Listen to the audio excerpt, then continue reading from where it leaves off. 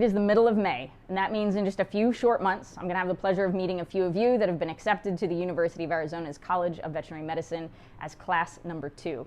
That's pretty awesome. In today's video, I'm going to be talking about a few of the key elements that I've found over the last 3 semesters that are vital for you to bring to school with you. So let's dive into it. Hey you guys, it's been a few minutes since I made my last video, but that's because vet school is busy. Some of you may have heard the phrase that going to vet school is like drinking from a fire hose, and that is very true. It's a ton of information. But I've learned a few things in the last 3 semesters that might help you as well. Obviously, this is just my opinion. Talk to other friends that are in vet school as well and ask them what they have found is really essential. But I want to talk about things that are free first. Now, before you go rolling your eyes about a couple of the things that I mentioned, I am dead serious that these are some critical components that you need to have in your toolbox at the ready. The first one is mindset. I know, okay, roll your eyes, but when I say mindset, you've probably heard the term growth mindset, where you want to make sure you're approaching all of this with a very open and optimistic mind. Do not show up to vet school and complain about all of the reading that you have to do, because it's going to be a lot. But what you can do is you can put that energy of frustration, because I get it, it's a ton of reading, but you're going to be a doctor. Instead, focus on how to make reading better, how to make your ability to retain information better. So it's not about reading the fastest, it's about how well can you assimilate the material that you're bringing in, and how can you learn to organize yourself in gravitating towards the material that's the most important and covering what the professors are asking you to do.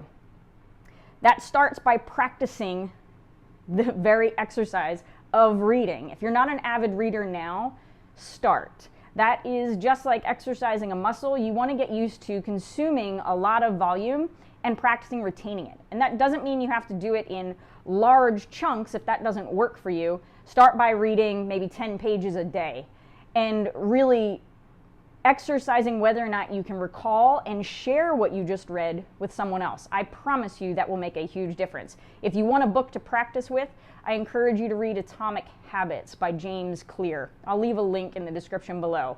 If you haven't read that book already, definitely grab it, and if you have, read it again. The second thing I want to talk about is habit forming. Do not show up to vet school and then try to form new habits. Obviously, you're going to make tweaks to your everyday schedule as you get your sea legs, if you will, but you want to have a solid grasp on, say, a morning and evening routine. Vet school typically runs from 8 to 4 or 4:30, sometimes much earlier than that in the afternoon. It changes every week, but your bumper ends are going to be 8 a.m. is usually when our class starts. During the summer, you will be starting at 7 a.m. when you're at lab at CAC, but for the most part, classes from 8 to 4.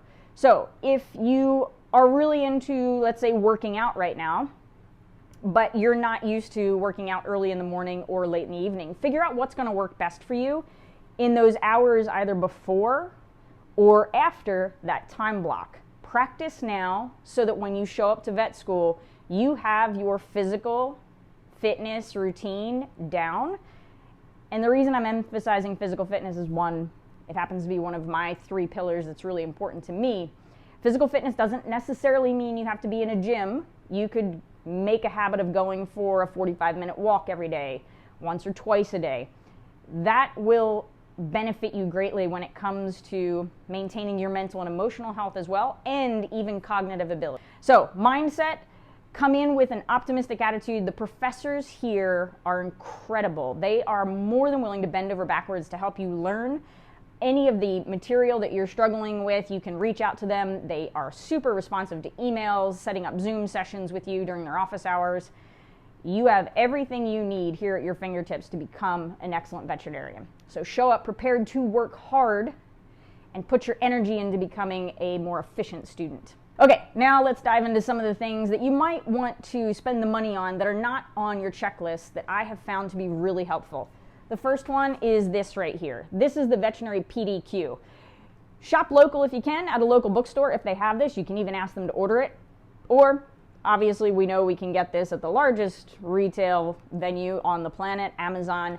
But this is a tabbed book that shows you all of the key elements in a really easy to flip through book. Some of those things you might not even be familiar with yet if you haven't had experience within the veterinary field. That's okay. Start reviewing it now so those terms and even the instrument names and such become familiar to you before you even get here. The other thing that is not on your checklist, but I highly recommend, if you are on Instagram, you might already know this doctor. She goes by Vet Pocket on Instagram, but Dr. Daniela wrote Medical Mathematics for Veterinary Professionals. This is probably one of the best medical math books I have ever owned, and I do own a few, but she has gone to great lengths to, some notes, to make sure that this is an extremely easy and friendly way to learn veterinary mathematics. And one of my favorite things that she does is every Monday on Instagram, she posts a new veterinary math question, and it's super fun to challenge yourself and to keep honing your skills in that regard. The next things we're going to talk about are on your checklist as far as textbooks. I think your checklist might be different than ours was for first year coming in. So always go by that, not necessarily what I'm about to tell you. But as far as textbooks are concerned, I'm pretty sure they're going to continue using these. Let's talk about the first one, Dissection of the Dog. I highly recommend that you buy the digital version of this. I bought the hard copy, obviously, because I like tangible books, but I'll tell you why I am encouraging you to buy the digital. When you go to lab, you're going to be referencing this book quite a bit. Most of my fellow students have some type of tablet, whether it be an iPad or some of the other HPs or whatever kind of tablet you're using. You can put it in a protective sleeve while you're at lab, and it is so much easier to reference images and the text via that tablet than using dirty lab fingers on this book to try to turn pages. Since realizing that a lot of my lab partners have the lab manual on their tablet, I leave this at home so it doesn't get disgusting. So that's my recommendation for that. If you also like a hard copy, maybe consider doing both. Okay, now this next one, the Cunningham Book of Veterinary Physiology, one of my favorite books. I reference this all the time. I make notes in here, etc. But one of the weird things that I notice is when you buy the hard copy and you scan the code in here that usually takes you to the digital version, it's an incomplete digital version. What I mean by that, it does not give you the entire text. It gives you access to the images and diagrams, and I think there's some quizzes on there. Versus when you buy the digital version of this book, you do get the whole thing. So that's weird, but that's the way it is. I personally reference both the ebook and this, but if you need to just do one versus the other, I recommend getting the digital version of this book as opposed to hard copy. All right, now there's two other books sitting here next to me, and they're humongous, but they're probably my favorite. So you will very soon become familiar with Dr. Dial. She is one of our professors, and she's amazing, and you will constantly hear her say Zachary, Zachary, Zachary. That's because Zachary is the author of Pathologic Basis of Veterinary Disease. This book is referenced so much. When I first started school, I had not purchased the hard copy of this. I was printing off the PDF links that they provide. I probably spent more money in printer ink than I did on purchasing this book outright. I would encourage you to purchase this one, as well as Small Animal Internal Medicine, for the same reason. They're referenced so often that it's cheaper in the long run to actually have these hard copies in your library, and they're really an investment. You will likely have these on your shelf for many years to come. Now, on that note, the University of Arizona does have a really cool program where they will roll into your tuition the digital access to these books. So if you are interested in just going digital, just know that you have that option. Now, the other thing that is definitely not on your list, but I've found really helpful, is this book stand. Now, technically, it's a cookbook stand from Amazon. Wasn't that expensive. I think I paid $15 for this. But the reason I find this so incredibly helpful is because there's a lot of reading. I don't want to keep my head in a bent down position for long periods of time while I'm reading. And this allows me to keep the book more at a comfortable position from a posture standpoint, and it allows me to have my notebook in front of it while I'm making notes. Speaking of notes, note-taking is a very personal thing that you're going to have to find what works for you. This is not like undergrad. As I'm reading material or listening to the professors deliver information, instead of writing down a ton of information, I keep it simple to 1 or 2 words or key phrases or specific questions that come up for me as I'm reading or listening. You'll note, well, I've got probably sticky notes all throughout this book where while I'm reading, I put a sticky note in the book and I write down a question, or while the professor's lecturing, my notebooks have a lot of questions that if I don't have the opportunity to ask them during class, or I don't want to take up a lot of class time, the first thing I do is I try to find those answers myself. Trying to research those answers with the resources that we've been given is a great way to get familiar with the material. Now let's talk about some of the fun medical equipment you're going to be using in vet school.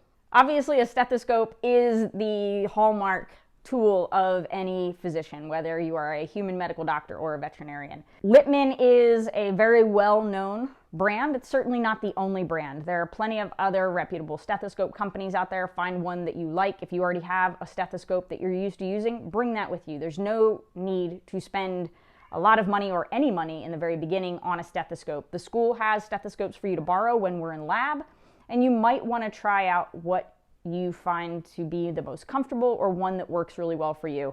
This happens to be a Littman cardiology, and it's really quite comfortable. This actually was a gift, a very generous gift from a donor to the veterinary college.